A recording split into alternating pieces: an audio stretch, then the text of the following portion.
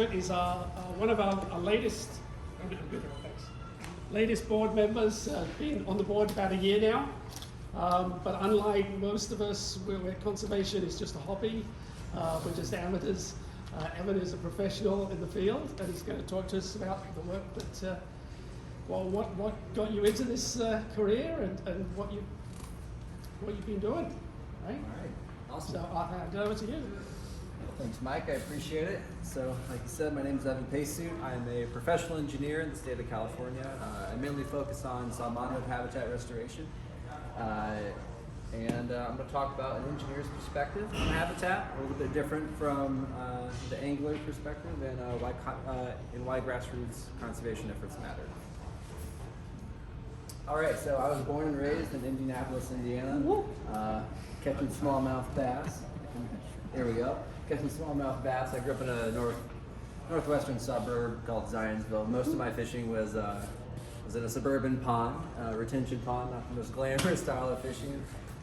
When I got into it, I was always close face reels, bobbers, worms, then slowly graduated to the crankbait and spinning reel, and then the bait caster, always looking for the next challenge. So then that eventually got me to fly fishing and catching flies in trees mostly. And then I got into creek fishing, which really kind of drew me into this industry. So my home water is Eagle Creek. I was fortunate enough to grow up in a hometown that had a Central Indiana chapter of Trout Unlimited.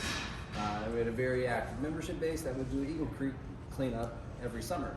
So that was like my first little experience, my first dive into what it felt like to restore something. So just the immediate impact of removing trash from the creek. You're not building habitat, but you're making it not nearly as bad. So next slide, please.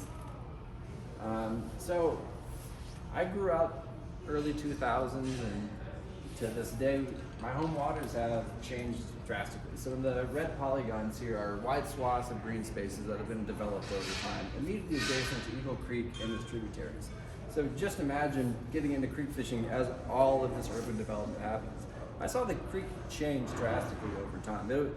There was always a new hole, a new tree that fell. I saw like the living reflection of the watershed developing over time. Next slide. And this is what it looks like in 2024. So even outside of the red polygons, it's just like it has drastically changed. So what happens when watersheds like this rapidly develop? Well, you get a lot more water in a lot less time, increasing your peak flows and driving higher erosional forces. So next slide, please. So here's a quick look at the channel evolution model. So we're gonna down cut, and then the bank's gonna collapse. We're gonna overly widen, and then when you overly widen, you're gonna have some slower forces, so your sediment's gonna drop, and you're gonna reestablish those inset floodplain benches. So it's gonna reconnect and reestablish to a frequently inundated floodplain that's sustainable over time. So next slide, please. So you'll see that because we downcut and banks left, we lost a lot of trails. So that ended up resulting in millions of dollars being poured into bank protection projects and river restoration projects. Now, it's never easy being a practitioner of your field and seeing something in your hometown, and it's really hard not to judge. They did their best. You'll learn whenever you're in river restoration, you're never gonna get it right the first time. You're gonna have to experiment and play with different things. And I get to, I had a chance to see this project evolve over time, try different things, and it's been really cool to, see something in your hometown have a direct impact on your field. And it's been fun to talk to engineers. Next slide, please. So how did I get into this field? I knew I liked fishing. I knew I liked rivers. I had a propensity for math and science. So they didn't really have a river restoration degree at Purdue, believe it or not. But I combined a variety of experiences into something attractive to the field. So I began with agricultural ditch research, so the super glamorous work, looking into how building an inset floodplain bench, what they call two-stage agricultural ditches to retain phosphorus and nitrogen, such that we're leaching less nutrients into the stream. Then I paired that with three internships, two of them being in environmental dredging in Green Bay and in Milwaukee, Wisconsin, mainly removing pollutants, not really building habitat. So throughout my career, I was just removing bad things from the creek. I'm like, when are we gonna get to the good part? When are we gonna build the habitat? So I went even further away from it. I went to land development for a summer and got more engineering experience, kind of had a inside perspective as to how they build developments, residential and commercial, what factors they take into consideration. So although it was a step away from restoration, it was a step closer to engineering. And then I did what all seniors do. You go to Minneapolis, Minnesota on your senior year spring break and you shadow a river restoration engineering company. Next slide, please. Sorry, that's a picture of me in the ag ditch. Here's some dredges here. Next slide. Some really glamorous developments here and some flow equations. And next slide. Snowy Creek in Minnesota. So I'm sure some of you know of Interfluve. They actually, funny enough, have a shop here in Cambridge, and they were the design firm behind the Trout Unlimited project. So Jonathan Kusa at Interfluve was a great resource for me and kind of showed me what it took to get in and open some doors. So next slide, please. So I ended up moving to Sacramento, California, worked at a company called CBEC Eco Engineering, and I cut my teeth on topographic survey, levee risk assessments, bank protection projects, a lot of field data collection. Nothing super focused on the habitat at the beginning, really just kind of developing good fundamentals, doing a lot of field work. And in that meantime, next slide please, I was a weekend warrior. I finally caught my first trout. I explored all over the Sierras. My favorite fly was the parachute Adams, just tossing a dry fly in the summer, tiny creeks, long hikes. I really loved like the Kirkwood area, so if you like to ski, Kirkwood was one of my favorite spots just across the road was the Pacific Crest Trail, and I'd hike in, and yeah, it was a great place to kind of understand what that type of fishy habitat looked like and felt like. Next slide, please. So let's set the scene a little bit. Why do these projects need to happen? So I work on large-scale river restoration projects, mainly focused in the Sacramento area on the lower American River. So historically, there's been a lot of challenges, but California is one of the most diverse environments in Northern America with a combination of tectonic plates and climate. It's one of the most agriculturally productive areas, and as we develop over time, there's a higher need for water, both agriculturally and also for the population. So when you combine all these things and the high human density that we have, about 12% of the U.S. is in California, there's bound to be conflicts. So when you develop, you also take away from your natural resources. So we've been trying to find a way to maximize habitat with our constraints given. The next slide, please. So in the 1850s to 1880s, the gold rush happened, right? And hydraulic mining completely wiped away entire hillsides of the Sierra foothills. And all of that sediment went downstream and buried rivers in about dozens of feet of sediment, fine sediment, burying, spawning gravels, wiping out habitat. And then later on, hydraulic dredging came into play, and they would dredge the rivers, leave all of these tailings out on the side of the river. Next slide, please. And so these are gigantic 20 feet tall piles of gravel, dredged tailings as a result of going back into that sediment, dredging it again for gold. And when you do all that dredging on rivers, you straighten the rivers, you deepen it, you disconnect the rivers from their natural floodplains, so you reduce the frequently inundated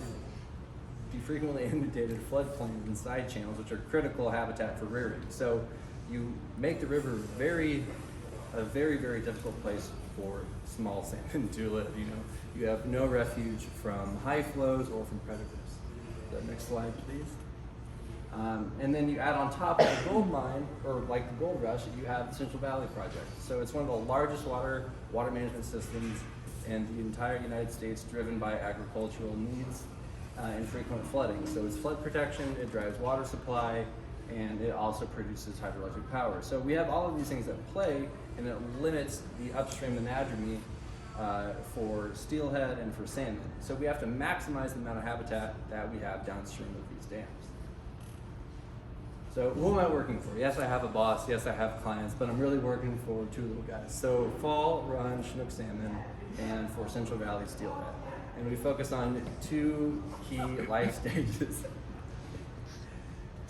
I hope there's not a spelling mistake there. So there's two key life stages that we focus on, and it's adult spawning and juvenile rearing. So adult spawning are areas where adult salmon can lay their eggs in circular beds called redds. And then juvenile rearing is the life stage at which young salmon need to take cover from predators, find refuge from high flows, and also eat and get bigger. Because one of the key indicators of success in the ocean for juvenile salmonids is how big they are. So when they can have easy and frequent access to floodplains and side channels and areas that are abundant resources of food, the larger they can get. And there's studies done with otoliths, which is the inner ear bone of salmonids, which they can tell where juvenile salmonids have spent the majority of their time, and it's been proven that fish that spend more time on floodplains actually get bigger than fish that spend the majority of their time in the main river. So we're trying to build more of that floodplain side channel alcove habitat. Next slide, please. So the typical process begins with finding sites, identifying a budget, figuring out our natural resources constraints. Can we get all the material that we need on site? Can we find trees on site to harvest and reutilize into our large wood structures? Can we produce enough gravel and cobble to put back into the river? Are we going to be able to make this work logistically? Once we have that figured out, we try to get a lay of the land, figure out our current conditions. So we have topographic surveying, bathymetric, and hydraulic surveys to get a lay of the land. And then we develop, calibrate, and validate a 2D hydraulic model to get a better sense of the hydraulic conditions. What do we need to do? Are we going to have any flood risk concerns here? Right? All of this is great. No one wants a flood problem. As soon as you are showing any bit of, oh, we're going to increase our flood risk, the city's out, everyone else is out. So we then iteratively develop a design where we optimize for habitat, make sure that the rocks we do put in the river aren't going to get washed away in 1 year or in a moderately high flow. So we have to, identify our target flows to make sure that our riffles roughly live on for about 5 to 10 years. We're in river. We're not building bridges. We're not building buildings. They're going to move. It's going to change. We're going to have flood flows. You can't design for every gigantic flood flow. And then we're also optimizing for a cut-fill balance. Hauling things in, hauling things out is not only costly, but it's harsh on the environment. Next slide. Okay, so here are some of the projects that we've built over time. The vast majority of these projects exist in the upstream extent of the Lower American River. As you can see, City of Sacramento is all the way down there. The further down you go, the deeper the system is, the more constraints you have, the less opportunities we have for habitat projects. A lot of this land downstream is privately owned, but more of the land upstream is owned by the City of Sacramento Parks or the State of California Parks. So when you have cooperating landowners, it makes your life very easy. Next slide, please. So the sites shown in purple and blue are the ones I've been the lead designer on, and the site shown in blue is the one that I'm going to highlight today. So that's Upper River Bend, phase 1. All right, so when I talk about rivers, I'm going to give you a brief intro. I'm looking downstream, that's river right. I'm looking downstream, that's river left. So we have river right floodplain features that we're thinking about here. There's plenty of bare space to excavate material, look for gravel, look for cobble. When we're looking for sites, we're looking for areas to reconnect side channels to their floodplains, and also find areas that feel like they fit in. You don't want a gigantic wide open area that has no riparian corridor, no cover. You don't want a gigantic predator buffet bar for striped bass. You want to find areas that fit within the landscape. So next slide, please. So we had a couple ideas. So we decided with including an alcove upstream, slower habitat, no wood, mainly just willows, some native plants. Sorry, I'm getting out of the camera screen here. So some slower hydraulic conditions upstream here, and then in our side channel complex, we have large woody structures, habitat mounds. We thread in nicely into this riparian corridor that has an abundant it has plenty of canopy to reduce temperatures. And then we're going to take all of this excavated material, sort it. Next slide, please. So we're going to take all the material, sort it, and place it into the river. But I'll get into that process a little bit more. Let's talk about the design and modeling. I'll try to get through the nerdy stuff here quick. So this is what it looks like. So we developed a model. You can see that our main channel bed is significantly higher. So we want to reduce our water depths, we want to increase our velocities. We're thinking about what hydraulic characteristics are suitable for salmonids. So we're increasing the bed elevation, and then we are reducing the elevations on the floodplain. So we're lowering it in some spots about 10 to 12 feet. Next slide, please. So we start running our models, we get a sense of our depths, and we're thinking about 1 to 2 feet of depth for a salmonid spawn, and about 2 to 3 feet per second for salmonid spawn. When we're thinking about rearing, we're thinking about deeper water, slower velocity. So about 1 to 4 feet, and about 0 to 1 feet per second, ideally. Next slide, please. So you can see we're ramping up the velocities compared to the existing conditions. So we're in that 2 to 3 feet per second sweet spot. And ideally, we want to have fast conditions on the riffle while still providing some velocity refugia in the side channels and in the alcoves. Next slide, please. So we combine these characteristics and we refer to our habitat suitability indice, which is mainly provided by our aquatic biologists. So a part of being an engineer is knowing where you are weak. And I didn't go to school for biology. I love fishing, but I'm by no means an expert. So we partner with great people, and all of these data are provided through hours and hours and hours of snorkeling through our rivers, getting a sense as to where we see reds. Like what hydraulic conditions are we seeing salmon, and then they're validated in the field, and then we try to model our designs to fit within that sweet spot. So these are hydraulic conditions, and then, right, next slide. And then, so we combine those characteristics of velocity and depth, and then they put us into our sweet spots of habitat quality. So we have a high, medium, lower, and poor. So it doesn't take a rocket scientist to figure out we want less bad habitat and more good habitat. So you can see that we dialed in these riffles to be hydraulically suitable. But one thing that we don't take into consideration in the model, but we have to be aware of, is that those aren't the key drivers for spawning. You need suitable material. You need suitable you need suitable sediment size. You need appropriately sized gravel, about 3/8 of an inch to 3-4 inches wide. And I know Nikki's going to give me some grief for bringing a rock to a presentation, but I had to. But that's about the size that you're looking for. If you're thinking about gravel size, why that big? Well, funny enough, it's about the size of an adult salmon tail. Anything bigger, they can't flip. So they need to flip rocks and create their circular bed. And funny enough, steelhead prefers slightly smaller rock because they have a slightly smaller tail. Next slide. And now we're taking a look at our juvenile rearing. So you can see our side channels and our alcoves are lighting up, in which, again, hydraulic habitat suitability. There's so much that goes into juvenile rearing beyond just how deep is it, how fast is it. If you have a wide open area, they're going to get picked off by birds, striped bass. You need to provide cover. So we provide cover by installing large woody habitat structures, cobble mounds, willow pole plantings that over time, our rearing habitat projects, they get better over time. Our spawning habitat projects, we need to revisit because those gravels get washed away.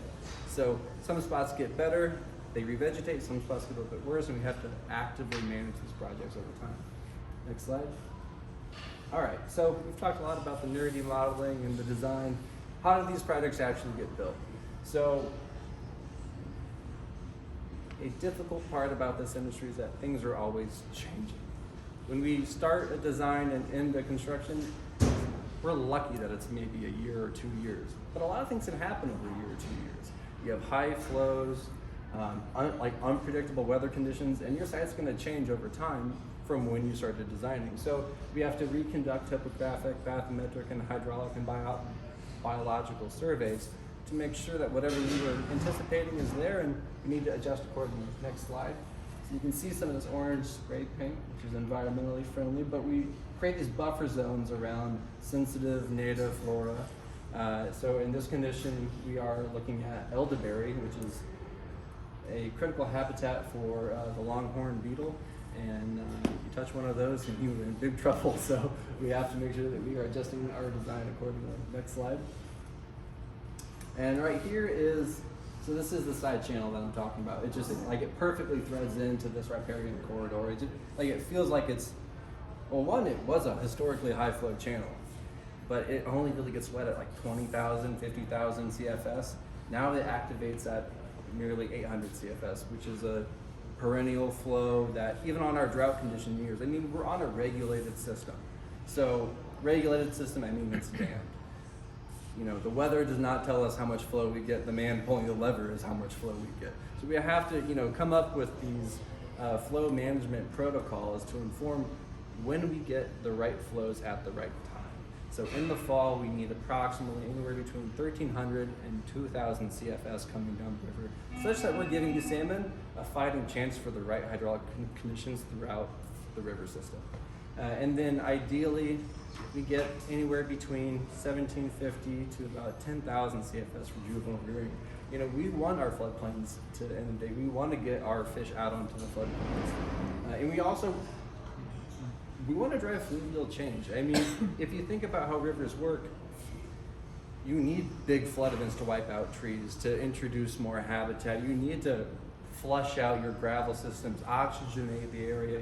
You know, the more fine sediment like settles in, the more entrenched your vegetation gets. Sometimes you cut off opportunities to get out onto the floodplain.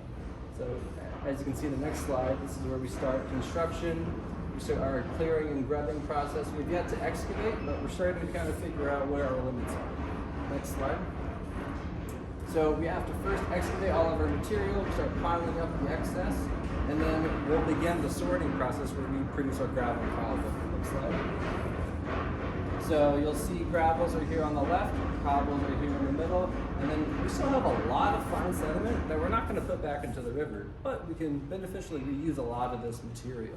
So with project partners and public works projects or beaches that need to be replenished, I mean, there's not many beaches in Sacramento, but there are some parks near the river where they want to, you know, put out a blanket and catch some sun. You know, we'll replenish those local beaches with fresh sand produced from our projects.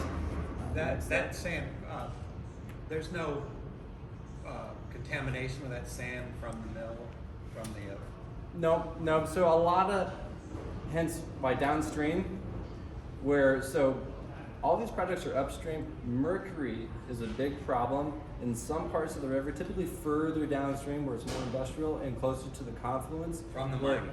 Yeah.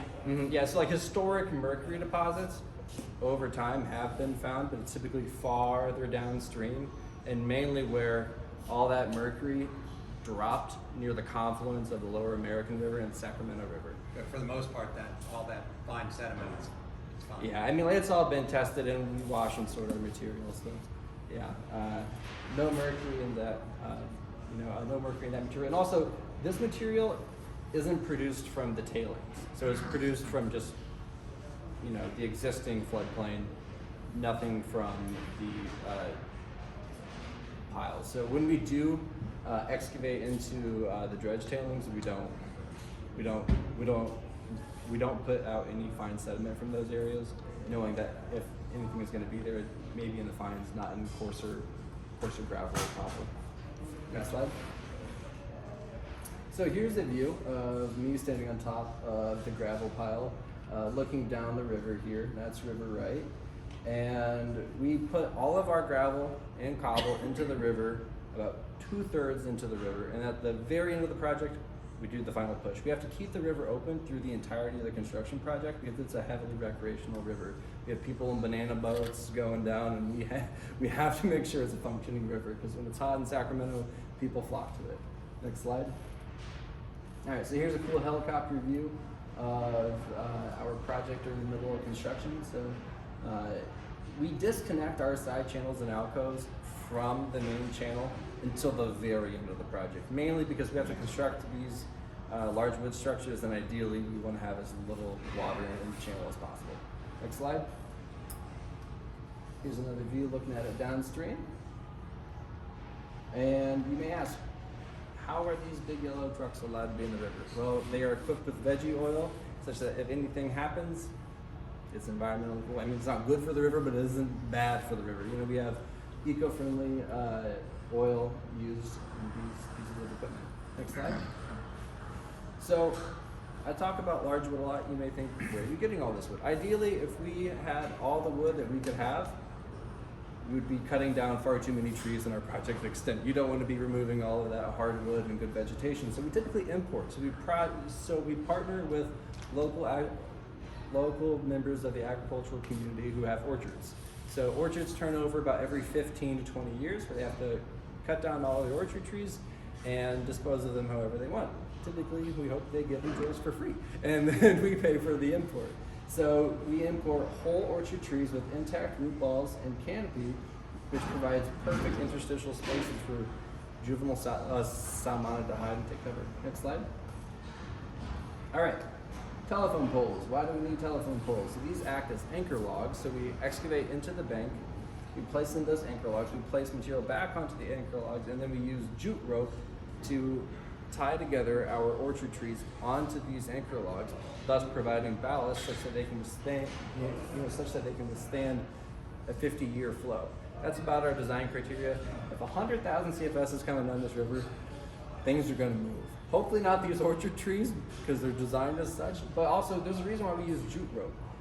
In past designs, decades ago, people used chains, wires, different ways to hold together the ballast to the habitat structure, but the habitat structure degrades quicker than the metal and the chain will. So we don't want to introduce anything that's going to last longer than our habitat. So jute rope lasts just long enough to secure the tree, but by the time the tree is, about decayed, that rope will last just a little bit longer, such that it provides an engineer a nice comfy pillow to sleep on at night to make sure that it's not moving downstream, because I do have to stamp these plans.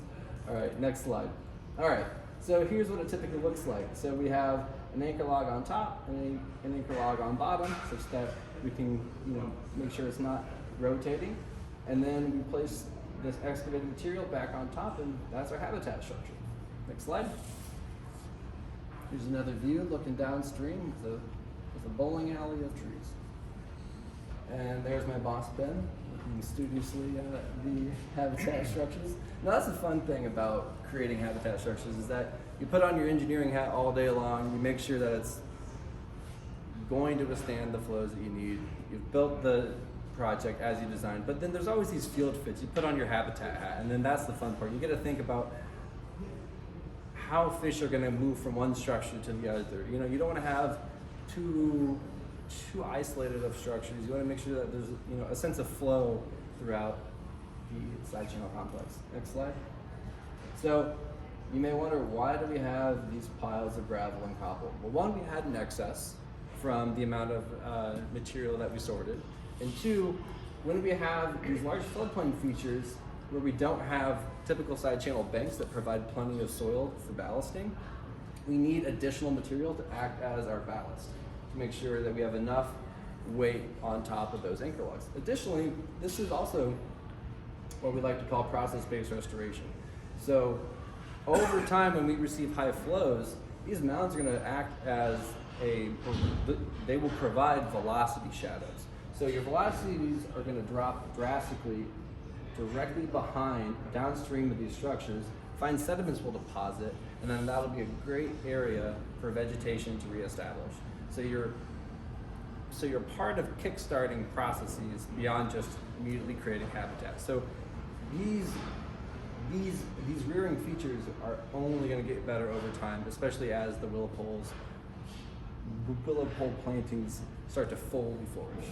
Because you can see some of these right now, not the most attractive, it's a bunch of toothpicks, but over time they'll leaf and grow and hopefully provide some great cover. Here's another picture of it in the fall. So all these projects are constructed, hopefully, to be completed right at the end of September and before October begins. Because typically salmon are coming right up the stream around mid-October, and spawning is in full gear by the beginning of November. Next slide. Here's another view of our side channel complex. Next slide. And here's the cool part. You get to see your stuff on Google Earth, which is really fun. Have you ever played the flight simulator? It's really fun. I get to fly through my side channel, and I also get to snorkel through my side channel. Next slide. So I'm going to quote Caddyshack here. In order to design for salmon, you have to be a salmon. So I put on my wetsuit, I put on my snorkel, and I get to feel what it's like to be a fish in the side channel. If it feels fast for me, and I'm 6'3", it's probably a problem. You don't think a little salmon's going to be able to navigate through that side channel effectively. Next slide. So how do we know it works? So thankfully we are on a project and a program that's well funded, which means that we get to actively monitor and adapt over time. So like I said, we partner with aquatic biologists.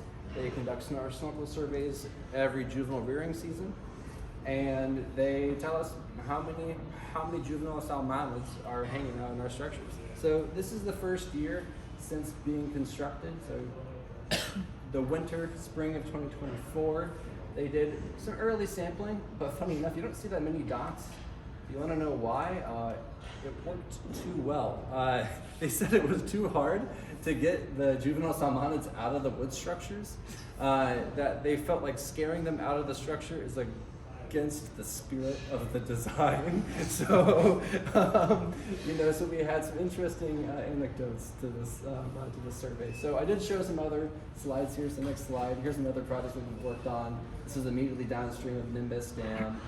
And we kind of get some really great numbers at this site because it's the last spot to spawn. So every salmon is spawning on this entire riffle. So the riffle's right here. We have a side channel that we constructed in plenty of wood. So you can see at the higher flows, you see more fish hanging out in these structures. So they're kicked out of their riverine habitat at this flow, and they flock to our 8,000 and 12,000 CF flows. You see way more of them hanging out in the wood structures, just trying to take some refuge from the high flows. Next slide. You'll love it when your riffle is peppered with reds. So immediately after our riffles are constructed, they'll get hammered. And then year after year, the spawning gravels will flush downstream and you'll have less utilization over time. But ideally, we're coming back to these sites about every 5 to 10 years to replenish them with new fresh gravel. Next site. Here's the very first project, I ever constructed. And you can see that, yes, we did have about 40,000 CFS come through the Lower American River that year, and we don't have a full riffle anymore. You can see that our hydraulic conditions have changed quite drastically, but we do have some nice longitudinal bar features that still get actively used. So you can't expect your riffles to hold up to 40,000 CFS. They will change, they will adapt, they will adjust, but also that gravel will also maybe move down to the next riffle, and maybe move down to the next riffle. So in some sense, they will replenish downstream riffles. And I do like to call this little side channel, I call the Pesut fork of the Lower American. That's the first side channel ever designed. Next slide. All right, so beyond bulldozers, why do volunteers matter? Like I said, some projects are really well funded, and you have all of the revegetation budget, you have all of the monitoring, and you don't need volunteers. Some projects, you just don't have enough budget, or you don't get the grant that you're looking for, and you need volunteers to conduct citizen science, to monitor temperatures, to go out and plant willow poles in the winter or in the spring. And NEPRA is a great project partner of ours at the Greater Boston chapter of Trout Unlimited, where we can have these opportunities to plant willow poles, or to be a part of the Embrace the Stream project, where you can get your hands dirty, your feet wet, and do some good work. Next slide, please. Right here we are at Trapple Brook, deploying a gauge. Next slide. Now, some other things that you can do as a volunteer. You're not going to be able to drive a big yellow truck and dump rocks into a river, but you can use your hands. So what we like to call these are post-assisted log structures, PALs, that can be built with a hand crew. So you drive in these logs. They secure bundles of brush and other logs, root wads, provides in-stream woody habitat, and it also kickstarts fluvial dynamism. You can create scour holes downstream, or bring back the wiggle into this straightened reach over time. And also, these projects have an extremely low carbon footprint. You may wonder, Evan, if you're importing a bunch of trees and importing a bunch of rock with semi trucks and big pieces of yellow dump trucks in the river, it's not the most eco-friendly, but they are environmental restoration projects. There is a bit of an offset there. But with this type of work, low carbon footprint, really high impact. Next slide. Here's Justin Picca and I at the NEPRA Earth Day Creek cleanup. Creek cleanups are a great way to get involved. Immediate impact, instant gratification. It's perfect in this day and age. Next slide. And then here's some of our upcoming volunteer opportunities. So we just conducted winter thermal imaging at a variety of different creeks and streams in our watershed through NEPRA this past weekend, and we have a couple more opportunities. I think Sean said that we have at least one more day or two where we can get some volunteers engaged. So we have a QR code to sign up. Next slide. We also have some summer rain event thermal imaging that we're going to be conducting here in the summer, and just some more QR codes. So that's about the end of my speech. Any questions? And yeah, just next slide until the end. Yeah, Mike? I have one. So I noticed on a lot of the pictures on River Right where you were building your side channel, there's a golf course right there. Yeah. What was the impetus? Was that, like They a love negative the construction for noise, I'll tell you that. Huh? Sorry, so what'd you say? No, I was just curious, like, what the golf course either added to or took away from the site. Did it put a bunch of bad chemicals in there? Did it They actually? took a lot of our sand produced to replenish their sand traps. So They like you. yeah, I think we dumped about 20 dump trucks right next to their golf course in their parking lot, and it was a great way to reuse some sand. We repaved their golf path that we had to put all of our trucks down on, so it was in pretty bad shape before. But that golf course is also publicly owned, so we wouldn't have received nearly as much pushback if it was a private club, I'm sure. So they were great project partners, and for the most part, didn't really receive any complaints, which is always a good thing. Like when getting into this industry, I didn't think we would have any pushback with doing restoration projects. But oh boy, when you're ripping out someone's favorite tree, even though it's an invasive, it's kind of a problem. So by that golf course, we had a project upstream, and there was a gigantic invasive tree that looked like a pirate ship.